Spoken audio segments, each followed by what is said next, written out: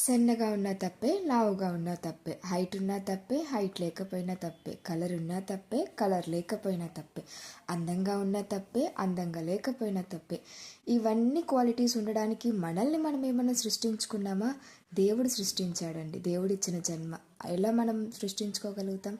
ఎదుటి వాళ్ళని అనే వేలెత్తి చూపించే ముందు ఆ వేలు మన వైపుకి తిప్పుకోండి. అన్ని క్వాలిటీస్ మనలో ఉన్నాయా అని చెప్పి. ఇఫ్ ఇన్ కేస్ అన్ని క్వాలిటీస్ ఉన్నా కూడా ఎదుటి వాళ్ళని జడ్జ్ చేసే రైట్స్ ఏ ఒక్కరికి లేదు. ఇలా కామన్గా చాలా దగ్గర జరుగుతుంటాయి. ప్రతి ఒక్కరు ఇలా అంటూనే ఉంటారు.